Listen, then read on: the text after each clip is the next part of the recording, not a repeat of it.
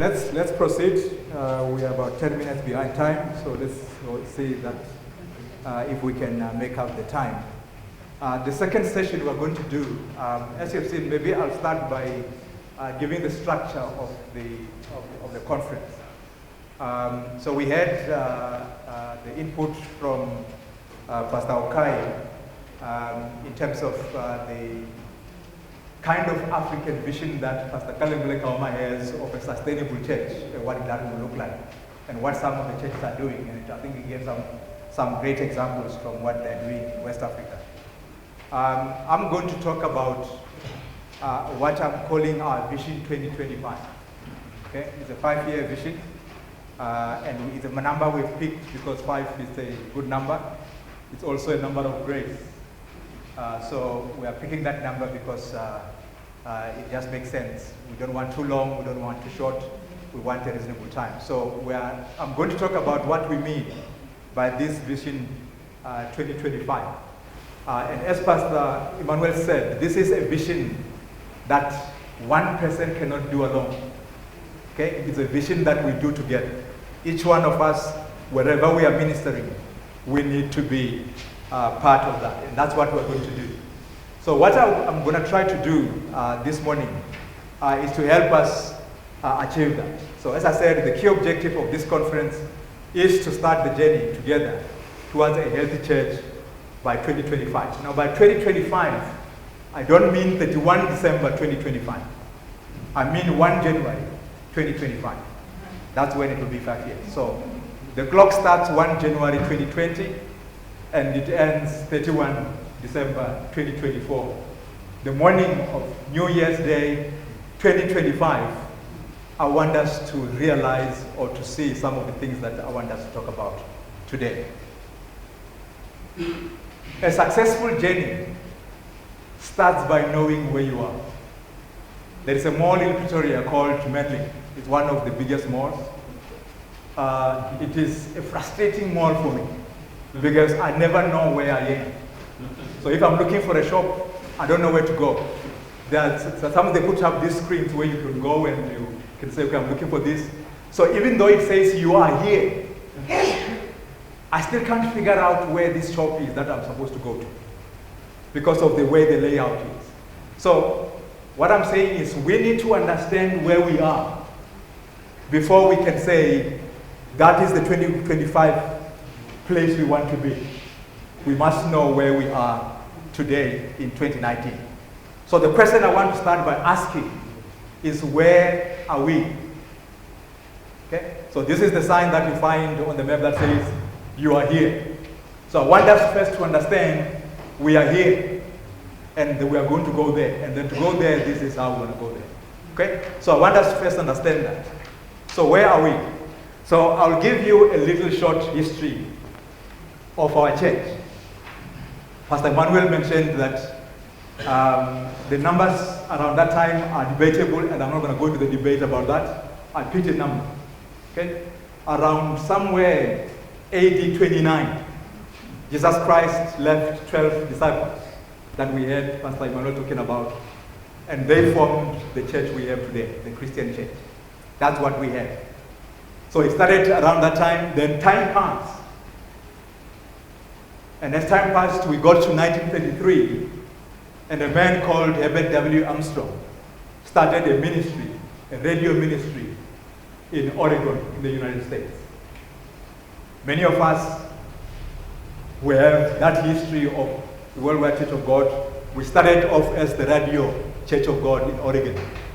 Then in 1947, he moved out of Oregon into Pasadena, where he then started Ambassador College to start training the model that Pastor Ivan was talking about, the farm style.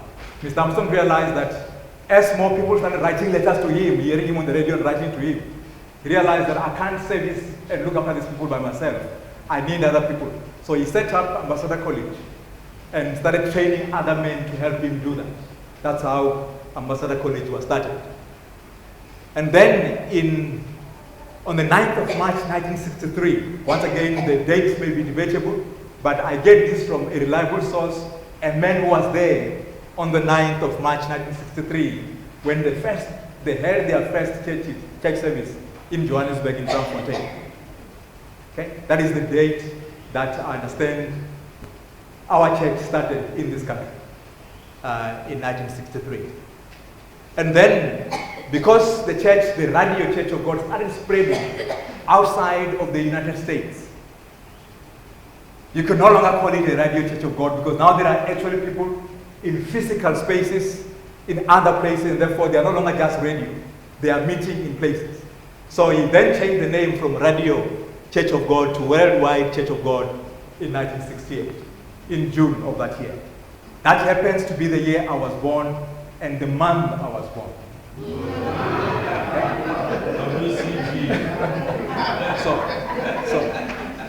So the WCG, in terms of its official name of WCG, started the month and the year I was born. So I am a baby of that. But at that time, of course, I didn't know anything about it. Okay, and then as time went on, as Pastor Manuel said, it's not whether we will die or not, we will die. And Herbert W. Armstrong died in 1986 in January. And then a lot of things happened in between, and by 2009, we had our third name change, and we became the Grace Communion International. So we started off as Radio Church of God, we became Worldwide Church of God, we became Grace Communion International in 2009. We might become something else in the future. Okay? So if it does happen, don't behave like it has never happened before. Okay? It happens. Okay? And now we are in 2019. Okay? That's where we are. But simply saying we're in 2019 doesn't say much, does it? Okay? So I want to then just tell you what it means to be in 2019. Taking the three phases of where our church has been. So the first phase of the Radio Church of God, starting in 1933. It was a church which was a one-man radio mission. Herbert W. Armstrong was the one-man ministry done through radio, and with a few articles he was publishing, calling the Great Truth, circulating them, and it grew from there. That's what it was. It was a one-man ministry. And then he started getting followers who were scattered all over the world.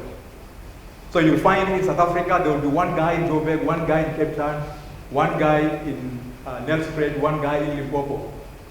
And they needed somebody to look after them. So the first version of the church we had was a church that was established to look after scattered members. The design of the church, the brief was, you are not going to preach the gospel. You are going to look after the few scattered members we have wherever they are.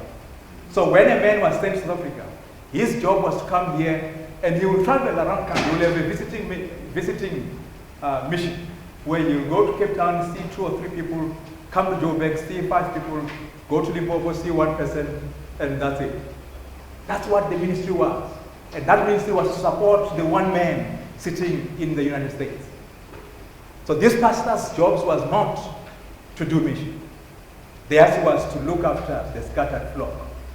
That's what the brief was. So in 1947, as we said, Ambassador College was started to train the pastors to gather and look after the scattered flock. That's what the ministry at that time was. It was simply to look after this flock. And the ministry remained exclusive and hidden. Pastor Bukai talked about having branding, that when you go, I mean, we were there, they took us on a tour of some of the sites he was talking about when we saw their church buildings, the ones that are complete, and the ones that they are still building. Now there are church signs you can see. In those days, you could not do that. You could not put a sign that says, Worldwide Church of God meets here on Saturday from 10 to 12. You can't do that. In fact, if somebody walks in, he can see, okay, people gathered here, he starts singing a hymn, he realizes, okay, this is a church. And he starts to walk in. Very quickly, a deacon will walk to the door and meet him at the door before he even comes in and say, we think you are lost. Maybe you want to be somewhere else, but this is not where you want to be. And we deliberately blocked people at the door from coming in. That was the church we were. That's how we were. So that is what described the Radio Church of God. That's how it was. It was a one-man ministry, and everybody else was supporting the one band of W.W. Armstrong. And they were there to look after us. And to look after us meant they would travel around and come and see us wherever we were. In some countries, you had 5 members. Somebody would be sent there to go visit those 5 members. That's what the ministry was. We then moved to the Worldwide Church of God time, as I mentioned in the previous slide. So the ministry spread out of the US, which is why the name was then changed to that. But the mission remained media-based through radio, TV, and magazines. And that was still even limited to the W. Armstrong and the few people around him. So the articles, the radio broadcasts, the TV broadcasts were done by him. And in fact, only towards the end, he introduced 3 or 4 other people. But in the beginning, throughout, the TV ministry and radio ministry was him alone. And he's the one who did the mission work. We are here because we listened to him, or we read his article, or we read his booklet. He was the guy who did the mission. None of us were expected to do that. We simply paid and make sure that he can pay for the radio time, and he can pay for the printing of the magazines, he can pay for the TV time. That's all we needed to do. He was the one who did that. So that was the age of that. But the church remained exclusive. Okay? So the radio church was exclusive, and WCG also remained exclusive and hidden. And the attendance, as we said, was only by invitation. Okay? So although Jesus says, "Come to me, all of you who are heavy laden," we said, no, we don't think everybody must come. Okay? We think we know who must come, and we selected those who must come. Then, as I said, in 1995, after Tikach Senior took over, we then experienced some changes. We changed the direction of the Worldwide Church of God. We started adopting Orthodox Christianity, the things that most Christians believe in. We started making them part of our tradition. We rejected the old covenant in which we were stuck and practicing. We adopted the new covenant and the gospel of grace, which over the years led us realizing that our name is actually now no longer fit of who we are. And therefore we changed the name to Grace Communion International. But there is some uneasiness over some of the Orthodox practices. Okay? And some of those remain even today. Okay? So when I visited Mauritius a month ago, there are some there who are still worried about some stuff. Seventh-day Adventists are very strong in Mauritius. The Catholics are very strong in Mauritius. Okay?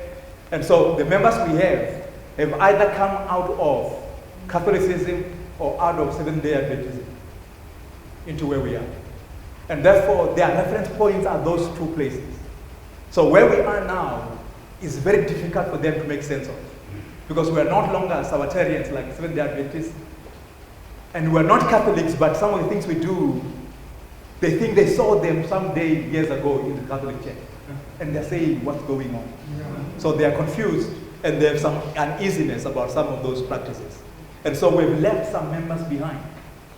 Okay? Some of the things that Pastor Okai was talking about bringing the young people that he meets on a quarterly basis with, share the theology with them, discuss them with them. We are not doing that. And therefore, we have many of our members who are stuck in 1995. And they don't realize we're in 2019. And when we talk about 2025, they have no clue what we're talking about, because they are still in 1995. And so that's what we need to deal with. So that's where we are, and that is the heritage of the culture we have. This is Heritage Month on Tuesday. It's the Heritage Day. That's the heritage of our church. Okay?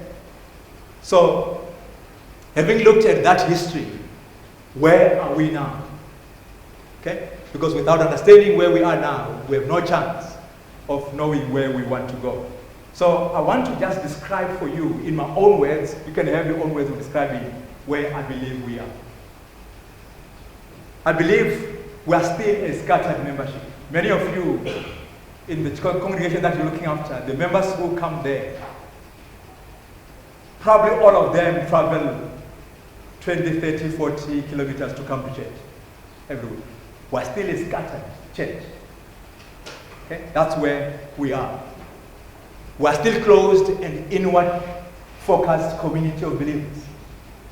Our outlook as churches, as I travel around visiting our various churches, we're still inward focused. We're still looking at ourselves, how we do things, what is comfortable for us. We don't understand that somebody walks in and they must feel at home. Okay? As long as we are comfortable, we are okay. We don't want to make it comfortable for anybody else who walks in. And that is part of our challenge.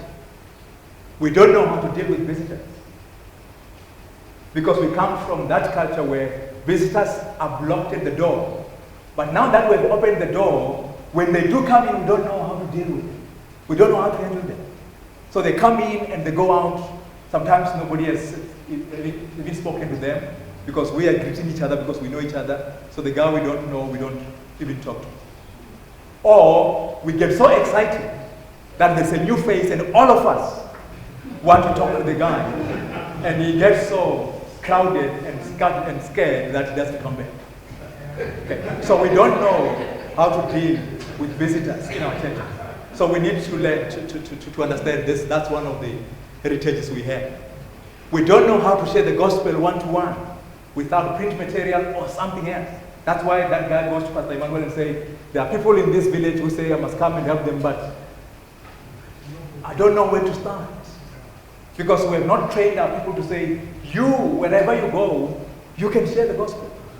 We have not equipped the members to do that. They don't know that they can do that. So when they are invited to do it, they don't know what to do. So they can't do it and therefore they shy away from it. We are unsure what we believe. We're falling behind of where GCI is. I have found sometimes, and I think sometimes it's also part of us as leadership, Pastor Okay, that there are some of the things that we have come to believe and want to practice, but our method of disseminating that is poor. And I'm saying that as a leader, and I'm owning that we are poor in disseminating information, and therefore we assume somebody will go log into a website and see what we are saying. But we know data is expensive. Most of our people can't access that.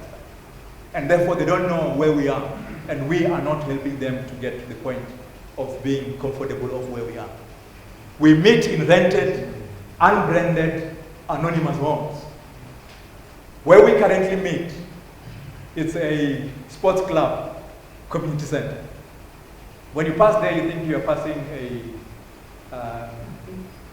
the sports field outside. It's a sports ground.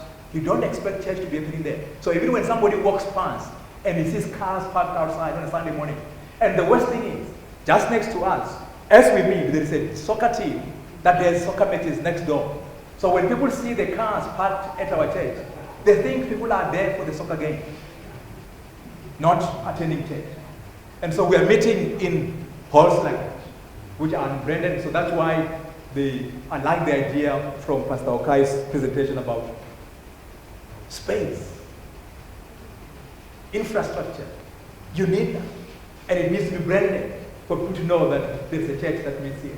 And we don't have it. We don't have community presence. I've mentioned that we're a scattered membership. We're relatively unknown in our communities. If we stop meeting wherever you are meeting now, chances are the community won't know something changed. Because they don't notice you now, they won't notice you when you're gone. That's where we are. We are not present in these communities where we are. We have a part-time, and I'm including myself in this, we have a part-time, old, mainly retired, untrained church leadership,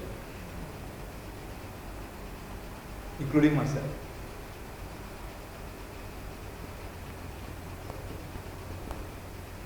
Armstrong discovered very early that to do proper ministry, I will need to train the people that must get involved. We don't have infrastructure now for that, for training. However, given what Pastor Okai was saying, we don't need an ambassador college to do that. You need to have a meeting with a few young people around you, once a month, once a quarter, discuss stuff, groom them. That's what Jesus did. That's what Paul did. He didn't start an ambassador college. He simply took Titus along, he took Silas along, he took Mark along, he took Barnabas along, and they learned from him by watching him. And that's what we need to do. And we're few volunteers and few donors. Many of us in our churches, as pastors, we do everything. Because there is nobody who's available and willing and volunteering to do anything. And the reason for that is because of where we were. Our church was a church with a one mission man. He has a few pastors who support him, and the members don't have to do anything. You come to church, the show is produced by the pastor, and you have to do is to bring your hymn along and sing along. And that's where we are.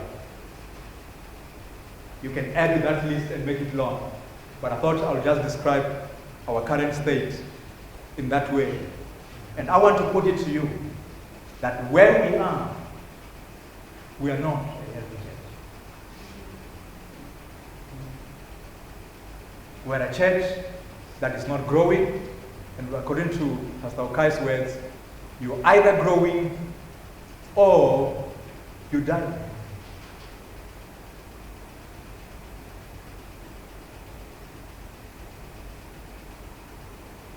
And I hope you'll agree with me that we don't want to die. We want to live. We want to pass on that which was given to us to the next generation. Because we are here because others passed it to us, and we're going to pass it to others. It can't end with us. We can't be the end of the line. You know, a relay race. You know how painful it is when the third guy, they were winning, and the third guy will get the baton, he drops it. And the rest of the relay teams come and pass. And instead of picking up, he gives, I realize we've lost it, he gives up, and the team walks off the field. Now, I hope we're not at the point where the baton has been dropped, and we're so discouraged of carrying on that we're no longer willing to even rise up, pick up the baton and say, even though I'm going to be last, maybe I can still catch up and still pass on the baton to somebody else.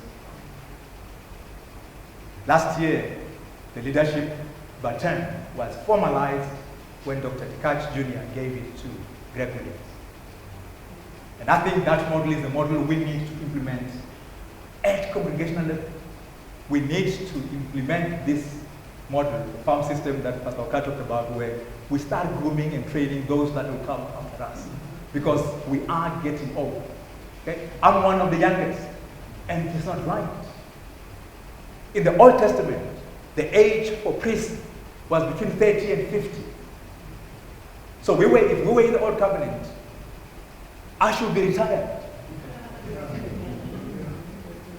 Okay? I should be retired. And yet, in our church, you think I'm young. I'm not young. I'm too old.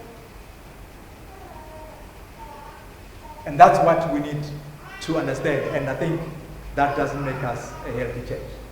So just in terms of culture, this model you'll probably see, if those of you might have gone through the booklet that we circulated before the conference, you might have seen this picture. It is a picture that has to explain cultures of organization, which is defined by whether you have high challenge or low challenge, high support or low support in that organization.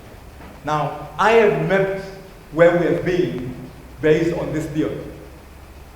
So when we started as WCG Radio Church of God, we were in the bottom corner. Okay? We had low support and high challenge. I'll tell you what I mean by high challenge. So the low support was, you didn't have to do much, so you don't need to get involved in ministry, but we demand that you pay your tithe. We challenged everybody to pay their tithe, and everybody paid their tithe. In fact, they paid them 3 times, three of them. And then there were the days where they gave some more. Okay? Okay? So we challenge people to give, and they gave. And we could afford a Gulfstream 3. The Rolls Royce of jets at that time, we could afford it. We could afford Ambassador Auditorium, one of the best buildings in the United States at that time. We could afford lots of stuff because we challenged members to give. We challenged them. If your job wants you to work on a Saturday, give it up and find a job that doesn't require you to do that. And people did that. We said, if you're not going to be at church, the pastor must know, and they will let you know. And the average attendance in any given church at any moment was over 90%. The people who were not at church, the pastor knew why they were not there. They were probably sick. We were highly challenged. But there was very little support, and therefore we lived in an environment of what that is called dominator, where we live under fear and manipulation. That is the kind of church we were at that time. We were challenged, but we had very little support. Then the changes happened, and we moved to the left of the screen, into the bottom corner, which is called abdicator. We developed a culture of abdication, where members became apathetic because there is low challenge and there is low support. Okay? There was low expectations.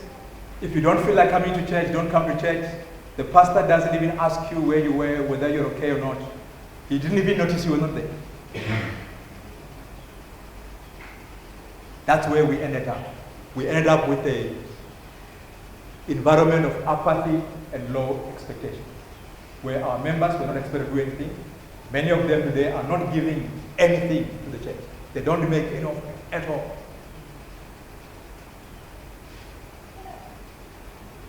When I look at the church records and look at the income coming in, I can count the people who give in all the churches across the country. They are a handful. The rest is the collection that is collected at church, which I call Thanksgiving, by the way. That's not an offering. Okay? Maybe let me take 2 minutes just to explain the structure of our giving now. We have 2 kinds of offerings now. We have Thanksgiving offering, which you give every week in the basket that goes around church. It's to say thank you. That's what Pastor Oka was saying. Say thank you. This week, I went through it. I'm well. I'm still healthy. Thank you, God, for that. That's what you do. That's what you do. I got a promotion. Thank you, God, for that. That's what you do. But then there's a free will offering, which on a monthly basis, you have decided, based on your income, this is what I'm going to give. But people are not doing that because they are not challenged to do it, and they don't feel they have to do it. And years ago, Tim and I went to a conference. And one of the streams, they talked about fundraising for a church conference. And in that conference, they talked about saying, if you don't ask people to give, they won't give. Jesus himself said that. Ask and it will be given. If you don't ask, it won't be given. It's a simple principle. And we know that there are people who go the other extreme. We call them the health and wealth gospel churches. They ask, and people give because they ask them. Okay? But we feel that we have no business asking people to give. Sometimes because we ourselves are not giving. And therefore we feel that the little voice in our own head says, you can't tell others to give if you are not giving. Okay? And therefore we don't talk about it. Then we moved to the current stage, which I think is still not the ideal stage, which is a protector stage that we're in after the changes we have gone through. We have gone to an environment of entitlement and mistrust. We have high support, where the pastors are doing everything that needs to be done. They are arranging Bible studies, but nobody preaches. They have a church service and half the members come. There is a retreat and 10% of the members come. That's where we are. We have a protector kind of culture where members feel entitled. They feel entitled to your time, they feel entitled to your life, and everything that you do, that you exist to serve them. They don't understand what their purpose is, because we're not equipped to tell them that they are fellow Christians. They are supposed to be equipped to do what you are doing, but they think, no, they can sit back and you can do it all. You can set up the wall, you can take down, you can do everything. And that's where we are. And they feel entitled, and when they come and the hall is not set up, they are angry. Why is the hall not set up? And you wonder, who are they angry at? They are angry at the pastor. Because we have provided for many years. I'm myself included. From the time I was ordained at the age of 34, Pastor Okan, I continued to set up at church every week because nobody was available. Everybody wanted to come just before the church starts. And therefore I continued doing it. If I didn't do that, we'll have no church. So people feel entitled that they want to come to church and sit and listen to a sermon and go home. That's what they want to do. They feel they're entitled to that. And we also have a level of mistrust. Where as leadership we're not trusted. People don't trust us. And some of them have stopped giving because they don't trust us. They say, I don't know what you're doing with the money, so I won't give you. So we have that kind of culture. And I think it is still a bad culture. So all these cultures from dominator to applicator to protector, they are bad. They are not healthy cultures. We want to move to a liberated culture, which is the future stage of Healthy Church 2025. And that's the church where people will be empowered. Our members will be empowered. Our young people will be empowered. Our women will be empowered. Our children will be empowered to get involved in ministry. And we'll provide the opportunities to them to get to participate. We need to provide the liberation. I was talking to somebody earlier this morning before we started, that I believe we are on the verge of the promised land. We are like the people of Israel who walked out of Egypt with slave mentality. And God realized, I can't form a nation from slaves. And he kept them in the desert for 40 years and let them die in the desert. And then he raised a new generation born in the desert with a free mentality. And he gave them the promised land. I think you and I are standing on the verge of the promised land.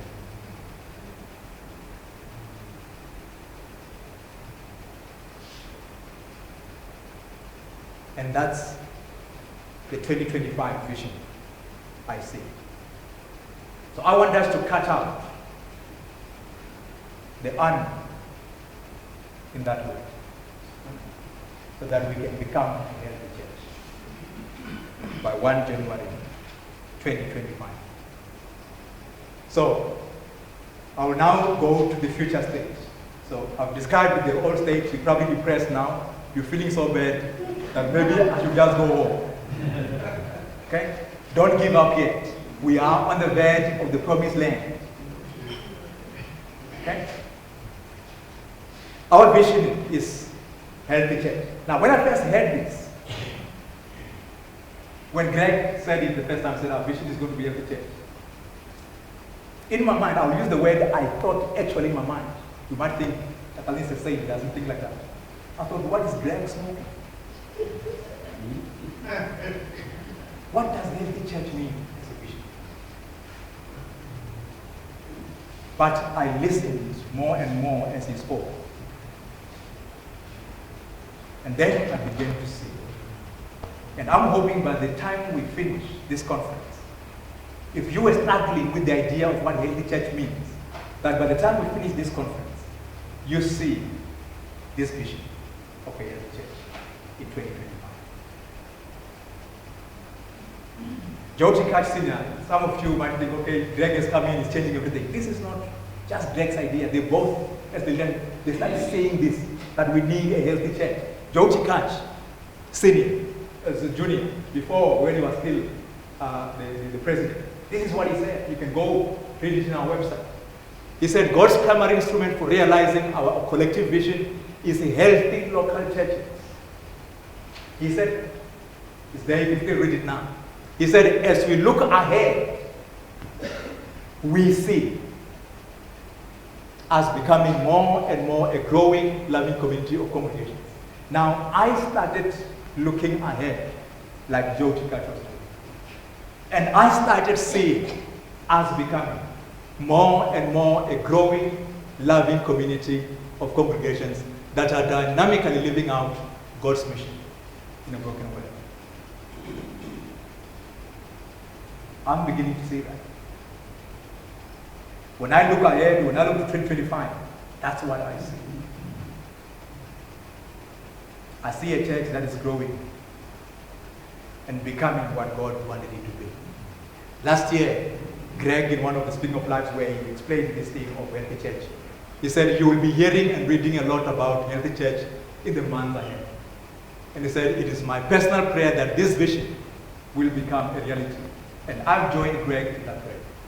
And I want you to join me in that prayer. That by 1 January 2025, we will look at the South African Grace Community International Church and say, this looks like a healthy church. You know the before and the after pictures of people who go to the gym? We're going to do a ceremony tomorrow at the end of the conference. We'll do it before and after. We'll talk about that tomorrow when we do that. But that's what our vision is. We want to become a healthy church. Now, a healthy church is a church that understands its purpose and reason for being. In simple terms, that's what it means. To be a healthy church means you understand why you exist as a church. And the primary central purpose and reason for the church to exist is the proclamation of Jesus Christ in the world, in word and deed, living and sharing the gospel as we call it. That's the primary, number one purpose the church exists, to live and share the gospel. It is not for us to know it and keep it to ourselves, it's for us to know it and share it with others. That's why we exist. There's a guy called Jonas Cowell. He wrote a book on mission. He did a PhD in missions at the University of Pretoria. He's South African. He wrote a book, and I read his book, and this is what he says in his book. He says there is a church because there is a mission, and not vice versa. Jesus didn't leave a church, and then because the church was born, they decided to get involved in mission. He said, I have a mission. The Father sent me into the world to carry out a mission. Now I have trained you guys to carry that mission forward, and therefore I send you as the Father sent me. And therefore the sole purpose I'm leaving you behind as the church is to continue that work which the Father sent me to do, to save the world. And that's why we exist. The church exists for that one purpose. And if the church misses that one purpose, it becomes a stock firm, a social club, or a political organization or something else than the church. So, having understood that a healthy church is a church that understands what its mission is, we need to define for ourselves what that mission is. That mission has not changed. We are still saying yes afterwards. And I think for me, whoever coined this was brilliant. Living and sharing the gospel captures the Great Commission in very few ways that anybody can understand. You don't need to read the whole verse of Matthew 28. You don't have to read that whole thing. You tell them, our mission as a church is living and sharing the gospel. They know you're talking about Matthew 28. And that's how succinct it is, and it still describes exactly what we should be. So, what is a church then? How does a church function in fulfilling this mission that it has? Now, the word church, those of you who might be aware, comes from the word ecclesia in the New Testament, which means a gathering. In the Old Testament, in the Hebrew, it is the word kahan, also which means the same thing. The ecclesia in the Greek was translated from the word kahal, meaning the same thing. It's a gathering. So we need first and foremost understand a church is a gathering of people of God. Before we say, for what are they gathered? They are first and foremost a gathered people of God. And that's what God did with the people of Israel. He took them out of Egypt and gathered them in the land He promised them. And then He knew that they would scatter all over. And then He said, I don't want you to remain scattered. 7 times a year, I want you to gather in Jerusalem. And any Jew who was worth his salt knew that gathering in Jerusalem on the holy days was part of what defines him as a Jewish person. And as a Christian, what defines you is the gathering of the church. If you don't see the gathering of the church as something that you do as a Christian, as a believer, then you understand what the church is. The church's foundation is the apostles and the prophets with Jesus as his cornerstone. Emmanuel talked about the building and what defined of as a building. Okay, I want to contain this thought. So we have a gathering and we have a picture of building. You combine them, you have a chapel like this and people inside. Are you following me? A church is a gathering. It gathers in a physical space like this, and you have a church. Even if it's under a tree, you have a church. But there's a space, and there are people gathered there, and that space changes. You see, you can go to a stadium as a church, and the stadium changes from being a sports venue to being a church venue. So any venue, any space in the world is not defined by itself. It is defined by what happens in that space. And therefore, whatever space we occupy, guess what it must do? It must do what the church is supposed to do. So we define the spaces we enter. And that's what we mean by that. Jesus said, for where 2 or 3 gather in my name, there I am with them. Now, Pastor Manuel said, Jesus Christ started this worldwide church we have today with 12 men. But it was not because he couldn't start it with 2. Because he said, with 2 or 3 are gathered in my name, I'm there. So I don't care whether your church has now shrunk to 2 or 3 members. When I look ahead, I see a growing church out of the 2 or 3 who are gathered. So it doesn't matter how small your church currently is. Jesus says, if you are 2, you are good to go. In fact, he gave them a practice session. He sent them 2 by 2. You know the scriptures. Okay? So he's not asking for masses of people. He's saying, if I can have 2 guys who can work together with a vision of 2025, I can realize it through them. I need 2 people. And he sent them 2 by 2. And most of us here, from the churches we come from, we have at least 2 elders. Where we have 1 elder, we have pastoral teams of other members who are capable, who are supporting us, who can lead with us. And we have a structure we can work with. So that is what a church is. A church is a gathering. Okay? And just to show you that the early church understood this idea that it's a gathering, people of God. It says, when the day of Pentecost arrived, they were all gathered together in one place. They understood that. That's what they did on high days. They gathered together. The Jews did. You go to any synagogue, even outside Judea, in the Roman Empire, in Rome, in Corinth, if there were Jews there, there was a synagogue. And the Jews met on the Sabbath because they knew that as a people of God, they gathered. And they gathered in the synagogue. Acts 2:46, every day they continued to meet together in the temple courts. They broke bread in their homes and ate together with glad and sincere heart. Now, if we don't have the infrastructure Pastor Emmanuel was talking about, see, they had at the temple in Jerusalem, so they could gather in the temple court. We have no place to gather. But as Pastor Emmanuel said, when you are in the building, it becomes the rallying place. The kids can gather there, the youth can gather there, the women can gather there, the men can gather there, the church can gather there, the community can gather there. That's why you need Acts 13, while they were worshiping the Lord and fasting, in the gathering, they were not doing that sitting in their own houses. They were together, gathered together, they were worshiping together, and the Spirit said to them. The Spirit came when they were gathered on that Pentecost day, and he continued to speak in the middle of the gathering.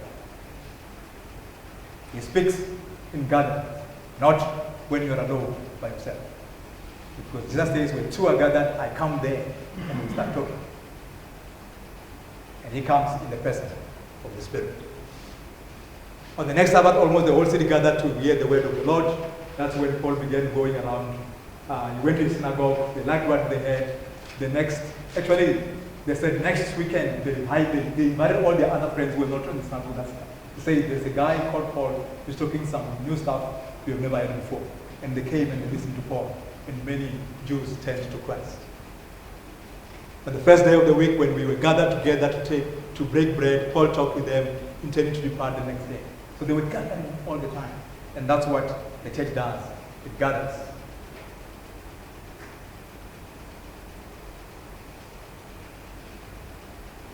Okay, so for that reason, when we then start defining this future church, healthy church that we have in mind, we have defined it in terms of venues, because we understand that a church is a gathering community.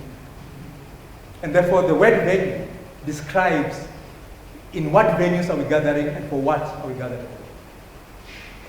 And therefore the three venues of love, hope, and faith are a description of saying, when you gather, be clear why we gather here. Okay? Be clear why you gather. Why are we gathered here this weekend? What venue is this today? Anybody who understands this theory of the venues? What venue is this today? This is a faith venue. This is a discipleship venue. This is a learning venue. This is a teaching venue. We are gathered here to learn.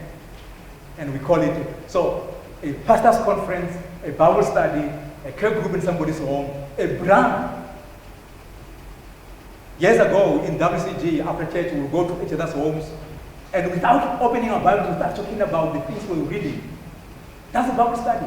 You don't need to formalize it. You just need Christians to gather, and they start having a Bible study without even deciding they're having a Bible study. But you need to provide opportunities for people to meet, because when they meet, they begin to talk about that which is in their minds. So we have defined the three venues in which the church gathers to live and share the gospel as a shorthand for saying, this is what the church does. Okay? So the church is involved in those three ministries. The ministry of love, of hope, and of faith. And we will describe that. There are 3 sessions that are going to go into the details of that. So I'm not going to go into the details of that. There are sessions that we're going to unpack that. We'll even have workshops to discuss it. So don't worry, if you don't understand what this means, we'll go into groups where we can go into this in detail. So each venue describes the purpose of the gathering. So when members are gathering, they must know whether they are gathering in the love venue, or they are gathering in a hope venue, or they are gathering in a faith venue. That's what we must begin to understand. Because the more we understand that, our gatherings becomes fruitful and productive. I've gone to meetings where the objective of the meeting is not so clear, and therefore you spend 2 hours there, and after 2 hours you haven't achieved much because nobody was really clear about why we gathered. So I'm saying we are now describing the 3 reasons why the church gathers. It gathers for love purposes, which is evangelism, for hope purposes, which is for worship, and for faith purposes, which is for discipleship and training. So that's the 3 reasons. So when we meet together, let's understand it is for those 3 reasons that we gather. And we borrowed that from the words of Paul in 1 Corinthians 13, where he says, and now these 3 remain, faith, hope, and love, but the greatest of these is love. Now, I'm just going to go through this passage just to show you that for Paul, these 3 ideas, love, hope, and faith, hope, and love, were very central in his life. It was very clear that's what the church is about.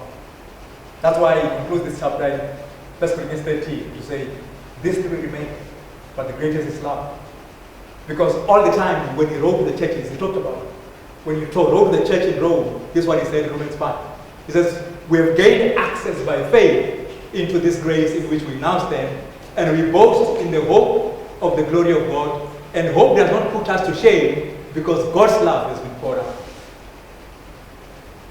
And then he says to the Galatians, For through the Spirit we eagerly await by faith the righteousness for which we hope. For in Christ Jesus, neither circumcision nor uncircumcision has any value. The only thing that counts is faith expressing itself through love. He continues to the Thessalonians. He says, we remember before our God and Father your work produced by faith, your labor prompted by love, and your endurance inspired by hope.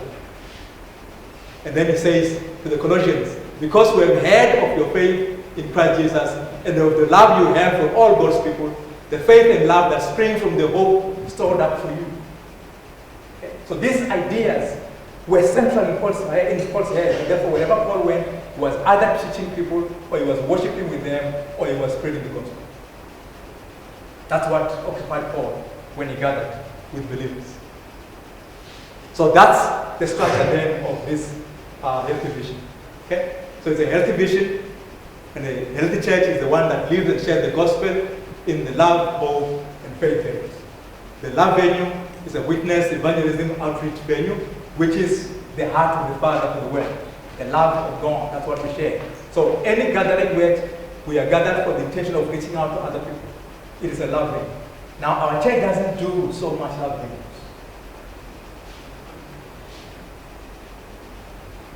It is the one thing we don't do at the moment. Most churches don't do love venues. The second one is the hope venue, which is the worship venue. We do that a lot more. And that, for me, in terms of preaching this, in terms of our triune God, is to represent Jesus Christ, who is our high priest, the leader of our worship. When we gather with him, and he leads the worship in our church service. The third one, the faith venue, is for discipleship and training, led by the Spirit. He's the one who teaches us the things that God wants us to know. So this is a mission of the Father, Son, and Spirit. Love, hope, and faith. When we do that, we're involved in what the Father, Son, and Spirit are involved in when we gather. And so that's the foundation of our mission, is living and sharing the gospel, which is anchored in those three things. And that foundation is obviously on the living and the written word of God, which is Christ and the apostles, the foundations of the church. That's what our vision is. So the church-specific ministries in a healthy church are aimed at assisting the people of God to express their faith, hope, and love in all that they do. So our purpose as a church, we must make sure that we are providing opportunities for members to be able to express their love for God by sharing the good news, their hope of the future by worshiping, and to equip them for future ministry by the faith venue, by training them in discipleship. That's what it is about. So all the ministries we have, whether it's children's ministry or youth ministry or men or women, all ministries, they must focus on evangelism, worship, and discipleship. They must all always be involved in that. Nobody should say, our group is involved just in worship. We don't get involved in that. Even a music ministry can get involved in the love. Very. Because when you start seeing people gather, and then you can start sharing the gospel with them. That's what it does. But the greatest of this, as I've said, is love, which is evangelism, because that's why we exist in the first place. It's about the first and foremost thing is to spread the gospel, and as people catch it, they come and gather with us, we worship together, and we start the discipling them, so that they together continue to share, and then the cycle continues. That's what it's about. So I talk about the future that I see in 2025. So what will a GCI SA Heritage Church on 1 January 2025 look like? This is what I see.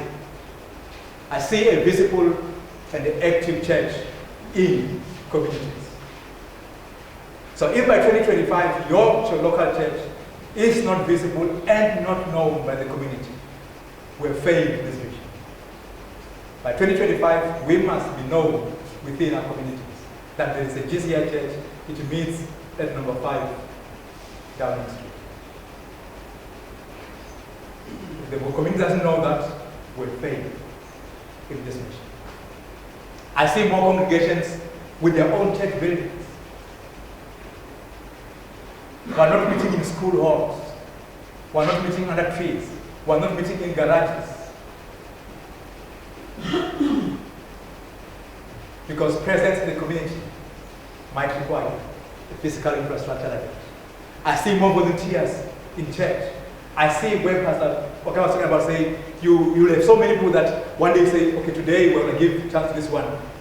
We'll give you a chance next week. You want that. And I see a church in 2025 where we have so many people to use in various things that we have to say, you will do it next week. Because actually you'll do it in 6 weeks' time, because for the next 5 weeks we have enough people. Currently we have one guy doing the same thing for the whole year, because there's nobody there to relieve them. But I'm looking forward to seeing a church full of volunteers. I see higher attendance in all venues. That when we have a love venue where we are going to evangelize, the crusade, whatever you want to call it, that we will be there. That when we have a worship service on a Sunday, that members will be there. That when we have a faith venue, members will be there. And that the average attendance will be back in the 90s. And not where it is now. I see visible growth in grace and knowledge. I see more visitors to our worship services because they begin to recognize us, they begin to come to walk in and feel welcome because we will have learned how to deal with visitors. Remember I said, in our current state we don't know how to deal with visitors. But in 2025 I see a church where it has learned how to deal with visitors. Our website is full of ideas of what to do when visitors walk in. That material we need to learn. We'll have real growth in church membership through baptisms. At some point, we used to tell ourselves, growth in numbers is not really what it's about. It is about that. Growth in numbers is about that. God does not want anybody to perish. God wants numbers saved. So if you are meeting as 5 people and say, we are growing in grace and knowledge as members, I know I'm a better person than I was 5 years ago, that's not what church is about. Church is about expanding the kingdom of God, and the kingdom expands when there are more citizens in the kingdom. So growth in numbers is not a swear word. It is what the church is about. That's what Jesus wants.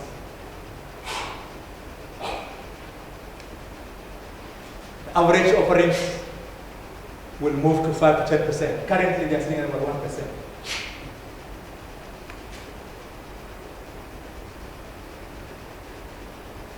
Elders will have minimum pastoral training in 2025.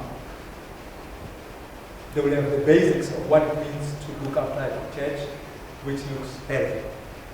The average age of elders will be 40.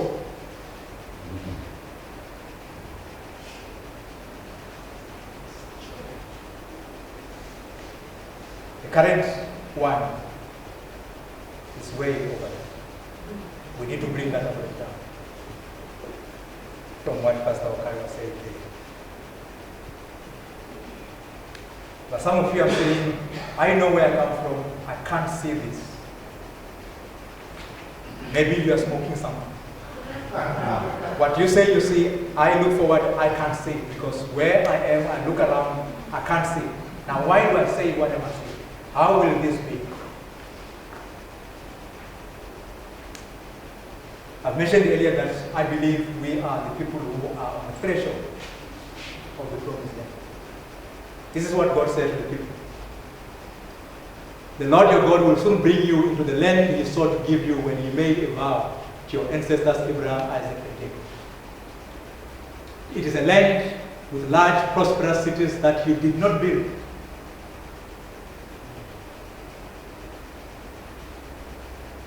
The houses will be richly stocked with goods you did not produce. You will draw water from cisterns you did not dig. And you will eat from vineyards and olive trees you did not plant. Do you know what that means?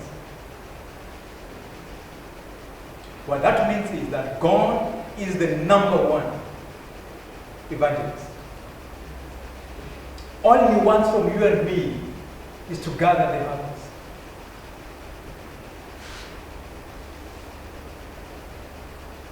The people who repented, the 3,000, 4,000 who repented on Pentecost Day when the church started, was not because of the great preaching of Peter.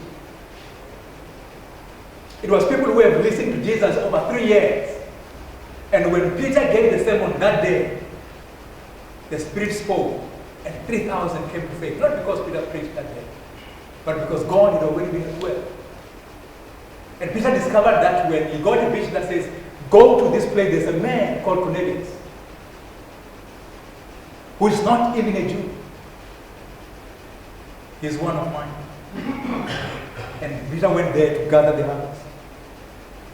Philip was sitting where things were going well, and the Spirit says to him, there is another evangelism I've done already in a guy who's on the freeway to Ethiopia. I want you to go and gather the harvest. So the ministry for us is not to go and evangelize so much as it is to gather the people that God has been speaking to. People is speaking in people's lives now. We just need to let them see what God is saying, because He's already speaking to them.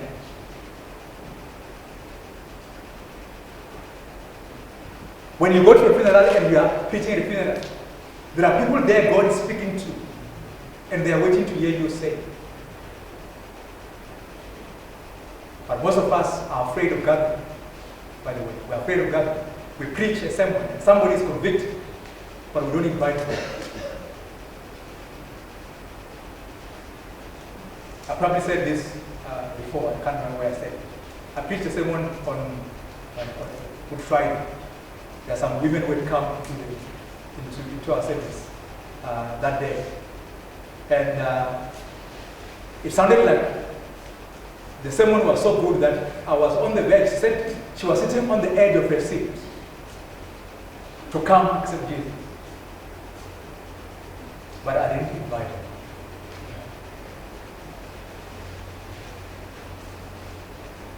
She came to me afterwards. Because we preach and we don't know why we preach. We are preaching to save people. So when we preach, we must ask, is there anybody who does this?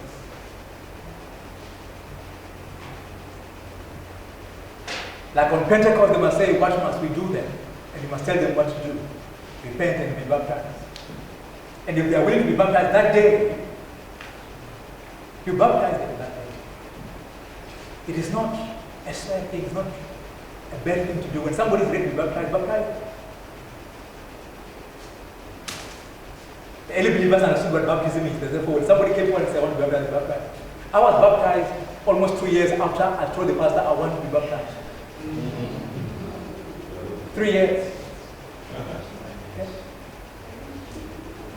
God has been at work all along. He needs laborers. Our task as elders is to equip, challenge, and support the laborers who are the church members. All of us are involved in this job of gathering. Matthew 9, then he said to the disciples, the harvest is plentiful, but the workers are few. Ask the Lord of the harvest therefore to send out workers into his harvest field.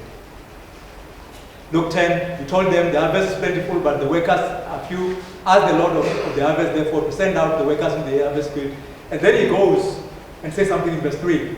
Go, I'm sending you out like lambs among wolves.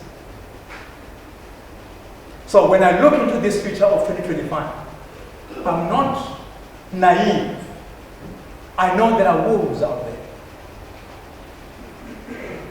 Some of them are inside the church and they will be standing in your way. They will be disrupting what you're trying to do. Some of them will be outside, disrupting from the outside. But he says, I send you as lambs among the wolves. I know I'm doing that, but I want you to go nevertheless. In Numbers 14, we know when the people were on the verge of entering the land, they sent the spies in, and the spies went and the swords came back. And it says, and they said to each other, we should choose a leader to go back to Egypt.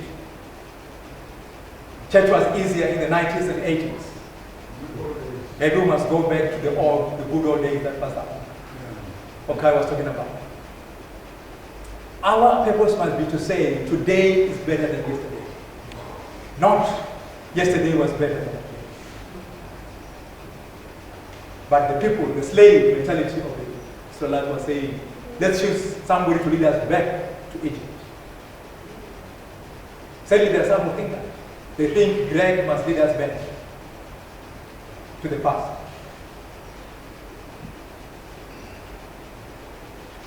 Then Moses and Aaron fell face down in front of the whole Israelite assembly gathered there. They were gathered.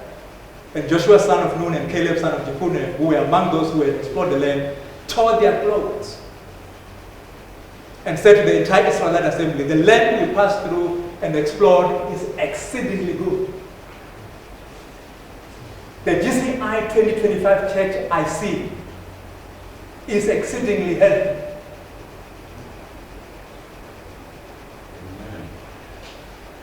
If the Lord is pleased with us, if the Lord is pleased with GCI SA, He will lead us into that land. A land flowing with milk and honey, and He will give it to us. I think God wants to give us Vision 2025. And we're standing on the verge. We can decide to go back to Egypt, or we can step into the promised land, knowing that it's full of giants. But we know that the giant king has already sorted out the giants. And therefore, even as we move into the promised land, He goes with us. When He said, go ye therefore into the world and preach the gospel, He finishes by saying, behold, I am with you always to the very end. So we don't go into this alone. I don't think 2025 is us here going into alone. I think God is waiting in 2025. He's asking us to join Him in 2025. He is in the promised land. He has sorted out the Amorites and the Ammonites and all the ites there. He wants us to just come in. He says, don't be afraid of the Ammonites. Don't be afraid of the Amorites. Don't be afraid of the Philistines. I will give you victory. And when you see the victory He gave them, every time they went to the battle, He reduced their armies. So we are where we are now. We have lost more than 50% of what we used to be when we were WCG. God has reduced the armies so that the small army He has now can do the great works in the promised land. That the big armies of the Philistines will be chased and run away from a handful of men. I'm currently doing the Bible study in the book of 1 Samuel. Jonathan, the son of Saul, he runs away from camp one day with his army bearer, and they go and attack the Philistine camp, and they run from 2 men because God gave them the victory. Where 2 or 3 are gathered, victory is certain. So I don't care how many you are in your congregation. It is possible. So that is the picture of the healthy church. I'm going to end there. I know I might have gone over time, but I wanted to lay the groundwork of what we are going to do in the next 3 sessions, where we're going to go unpack what hope, love, and faith mean, and then we'll go into workshops where we'll discuss these things, and with questions, we'll ask those questions. We also have Q&A time, and when you have questions, let's take the time to find each other and ask the questions we have, so that together we can begin to see the same vision and then walk into this promised land.